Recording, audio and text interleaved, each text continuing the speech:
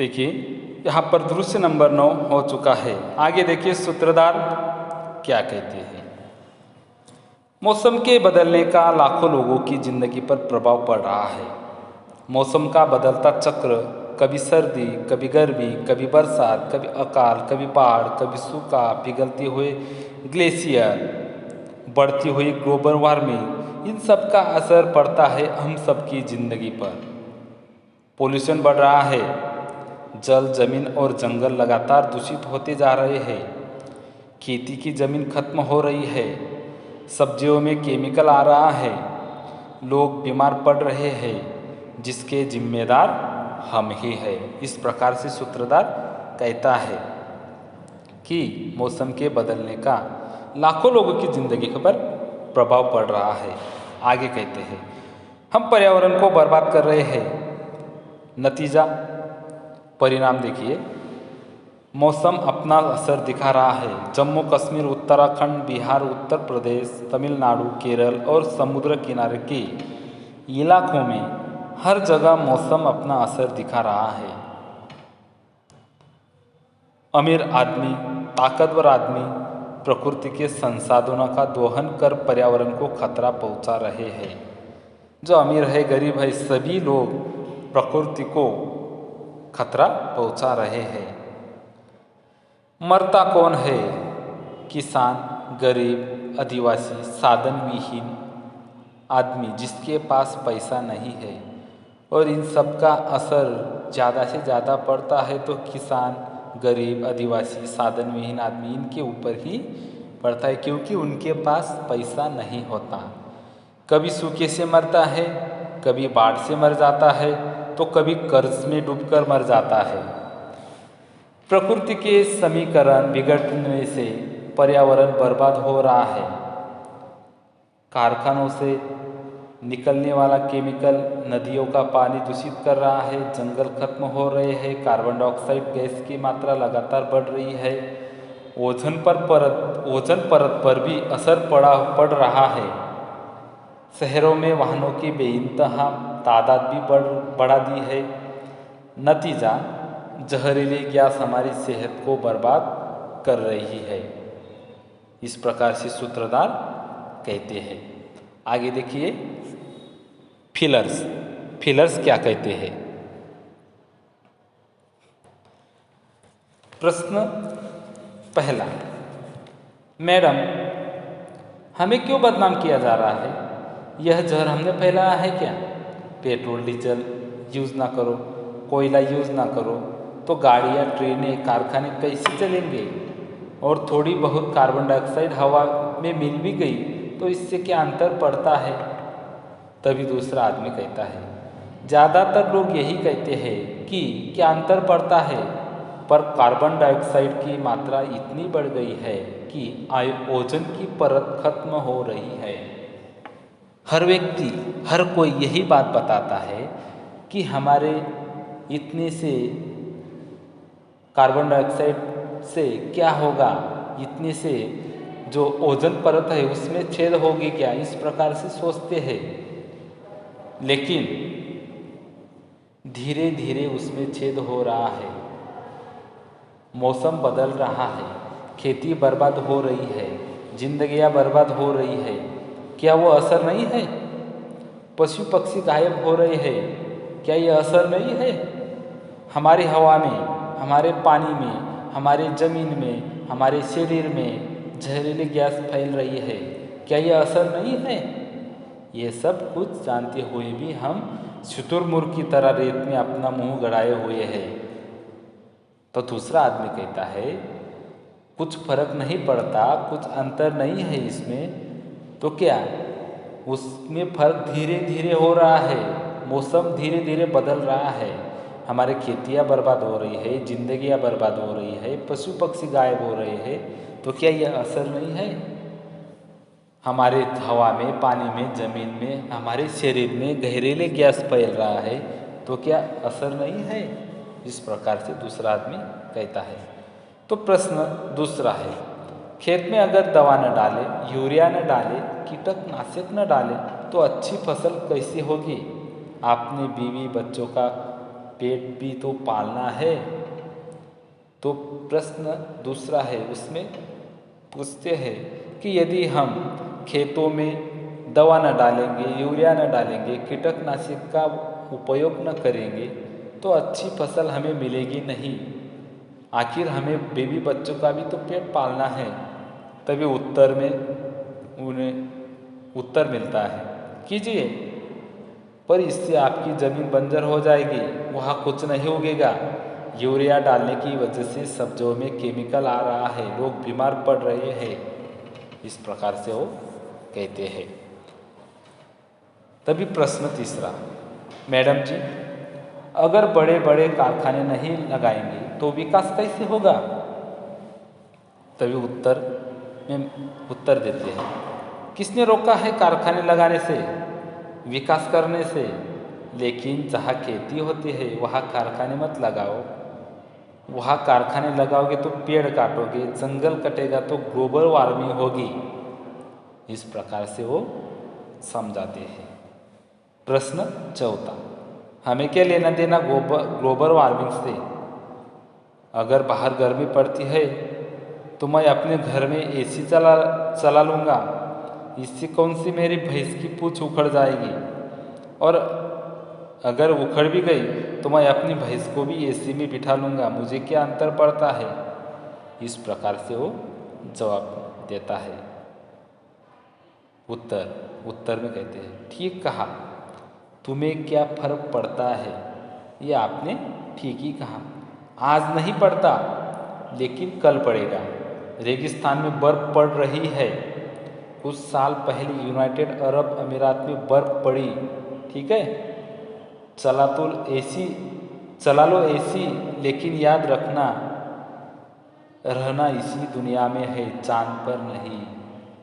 तो उत्तर में उन्हें उत्तर मिलता है, ठीक कहा तुमने, तुम्हें कोई फर्क नहीं पड़ता, लेकिन आज नहीं फर्क पड़ेगा, लेकिन आगे आगे, कल का आपने सोचा नहीं है। आज एसी चला लोगे, लेकिन कल का क्या?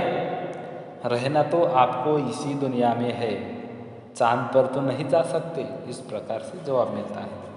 प्रश्न 5 नंबर का, फला के घर में 20-20 एसी है तो लोगों को क्या फर्क पड़ता है?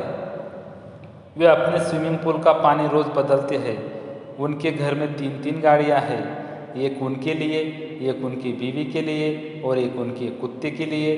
पैसा है तो खर्च तो करेंगे ही।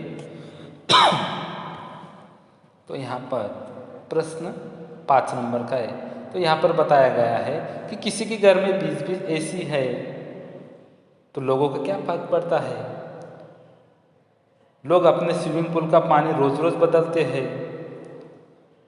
किसी के घर में 3-3 गाड़ियाँ हैं, एक उनके लिए है, एक उनकी बीवी के लिए है और एक उनके कुत्ते के लिए। पैसा है तो खर्च तो करेंगे ही। इस प्रकार से सवाल करते हैं।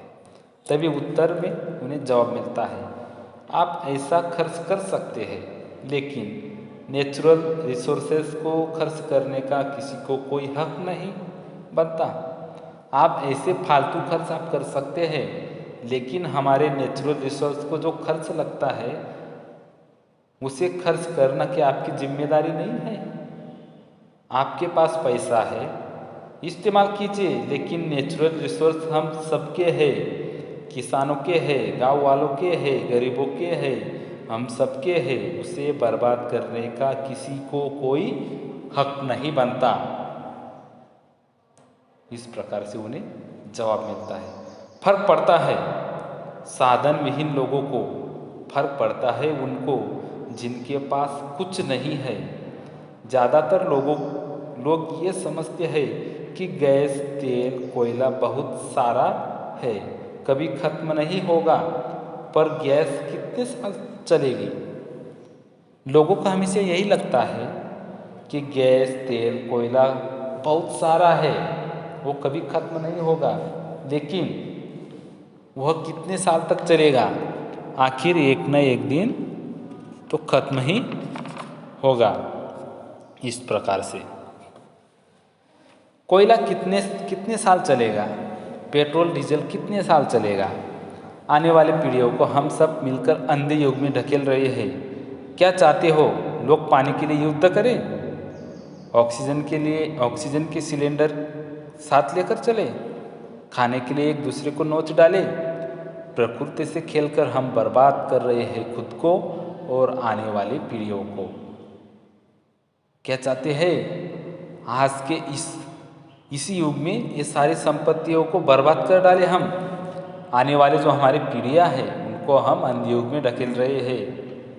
क्या वो आगे चलकर आने वाली जो पीढ़ी है वो पानी के लिए युद्ध करेंगे या ऑक्सीजन के सिलेंडर अपने साथ लेकर घूमेंगे? इस प्रकार से जवाब देते हैं। प्रश्न नंबर 6, मेरी फैक्ट्री है दवाइयों की, अब मैं अपनी फैक्ट्री का वेस्ट कहाँ डालूंगी?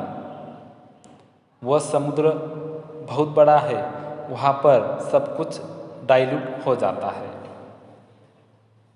तभी उत्तर मिलता है, लाखों मछलियाँ मरती है, इस समुद्र के सारे जीने वाले मछुआरे बेरोजगार हो जाते हैं, पशु पक्षी मर रहे हैं, गायब हो रहे हैं क्योंकि हम समुद्रों को दूषित कर रहे हैं, पेड़ पौधों को काट रहे हैं। आपको फर्क नहीं पड़ता क्योंकि आपको कारखानों से पैसा मिलता है। उनको फर्क पड़ता है जो बेजुबान है, वह जानवर जो बोल नहीं सकते।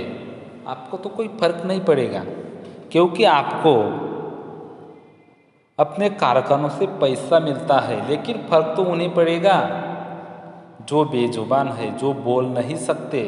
वह जानवर जिनको जुबान नहीं, वो क्या आपको बोलकर बताएंगे? फर्क तो उनको ही पड़ता है ना। प्रश्न नंबर 7, हाइड्रो प्लांट नहीं लगाएंगे तो बिजली कहाँ से पैदा होगी? इस प्रकार से प्रश्न पूछते हैं।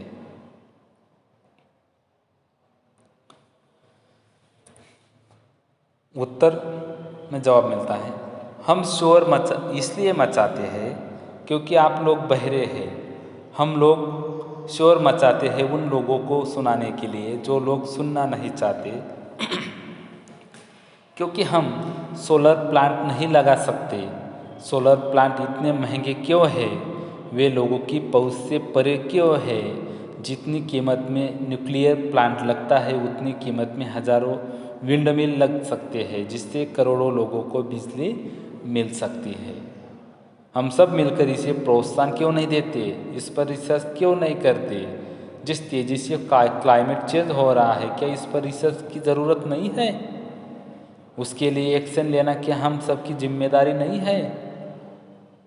तो ये जो है ना, क्लाइमेट बदल रहा है, हमारे हाइड्रो प्लांट है, सोलर प्लांट है, तो इनको लगाने का काम, ये जिम्मेदारी हम सबकी है। श्रीनगर में जो हुआ, उत्तराखंड, तमिलनाडु, केरल, भोपाल गैस कांड में जो हुआ, क्या ये सब चेतावनी नहीं है कि अब भी संभल जाओ, अगली बारी तुम्हारी है? तो ये क्या है? एक चेतावनी है, हमारे प्रकृति की चेतावनी है कि अब भी संभल जाओ, अगली बारी तुम्हारी है। जिसे हम आज बर्बाद कर रहे हैं, जल्द ही वह हमारी पूरी सभ्यता को भी बर्बाद कर सकता है। तो आगे कहते हैं कि जिसे आज हम बर्बाद कर रहे हैं वह आगे चलकर हमारी सभ्यता को बर्बाद कर सकते हैं। वक्त है संभलने का, सोचने का, एक्शन लेने का। तो ये वक्त जो है ये संभलने का है, सोचने का है और एक्शन लेने का है। आगे गीत गाते हैं, अरे रुक जा रे बंदे, अरे थम जा रे बंदे, कि प्रकृति हंस पड़ेगी। इस प्रकार से तो यहाँ पर जो हमारे नुक्कड़ नाटक है उसमें से जो पहला नाटक है मौसम, ये मौसम नाटक यहाँ पर समाप्त हो चुका है।